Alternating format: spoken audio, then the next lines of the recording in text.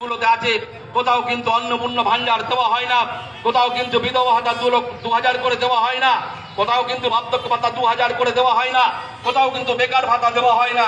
বাংলায় যদি আপনারা দেন তো দিন, আর যদি না দেন তা পরিষ্কার করে বলে দেন।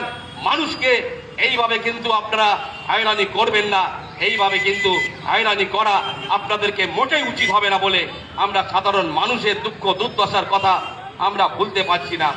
আমরা সেই সঙ্গে সঙ্গে দাবি করব যে তৃণমূলের যে সমস্ত পুরনো ফাইল আছে, পুরনো ফাইলগুলো খুলতে হবে, পুরনো ফাইলগুলো খুলে দুর্নীতির পুরনো ফাইলগুলো খুলে তাদের সাজার ব্যবস্থা করতে হবে।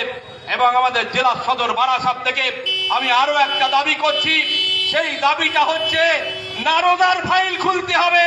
নারদা কেলেঙ্কারি থেকে যে 13 জন হাত পেতে অন ক্যামেরায় টাকা নিয়েছিল, সেই অন ক্যামেরায় যারা টাকা নিয়েছিল তার মধ্যে কিন্তু তৎকালীন তৃণমূলের নেতা বর্তমানে বাংলার মুখ্যমন্ত্রী শুভেন্দু অধিকারী আছে।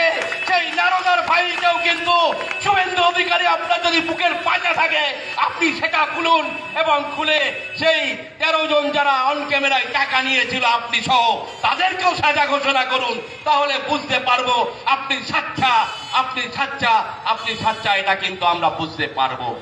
আজকে অত্যন্ত দুঃখের সঙ্গে বলতে হচ্ছে যে বর্তমানে আমাদের দেশের প্রধানমন্ত্রী বলেন আমার বুকের ছাতি 56 ইঞ্চি, বুকের ছাতি 56 ইঞ্চি। দুঃখের সঙ্গে বলতে হচ্ছে সেই মধ্যপ্রাচ্যে হরমুজ প্রণালী দিয়ে আমাদের ভারতের যে সমস্ত আপনার কিনা গ্যাসের জাহাজগুলো আসছে, তেলের জাহাজগুলো আসছে, আমেরিকার বাহিনী সেনাবাহিনীরা তার উপরে হামলা করছে, আমার দেশের সেনাবাহিনীদেরকে মারছে আমেরিকা। আজকে নরেন্দ্র মোদীর তার বিরুদ্ধে একটা কথা বলার সাহস হচ্ছে না, আমেরিকার বিরুদ্ধে একটা কথা বলার সাহস হচ্ছে না, আজকে চুপসে আছে। আমরা দেখেছিলাম এমন একটা সময় এসেছিল ইন্দিরা গান্ধী তার নেতৃত্বে পাকিস্তান যখন লাফালাফি লম্বজম্ব করছিল, পাকিস্তান সেই পাকিস্তানকে একেবারে সর্বনাশ করে দিয়েছিল। পাকিস্তানকে ইন্দিরা গান্ধী, আমেরিকা যখন বলেছিল পাকিস্তানের বিরুদ্ধে কোনো ব্যবস্থা নিলে ইন্দিরা গান্ধীকে বলেছিল আমি সপ্ত নৌবহর পাঠাবো এই প্রশান্ত ভারতবর্ষে এবং সপ্ত নৌবহর পাঠিয়ে ভারতবর্ষকে আমি শায়েস্তা করে দেবো। ইন্দিরা গান্ধী সেদিন বলেছিলেন, আমেরিকার প্রেসিডেন্টকে বলেছিলেন আমি ভারতবর্ষের প্রধানমন্ত্রী, আমার দেশের সার্বভৌমত্ব রক্ষা করার জন্য আমি যেটা ভালো বুঝবো সেটা করব। আমেরিকা তোমার যা হিম্মত আছে তুমি আমার ভারতবর্ষের বিরুদ্ধে করে নেবে।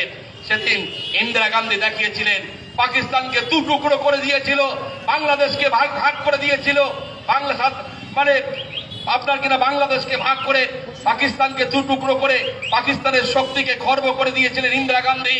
আমাদের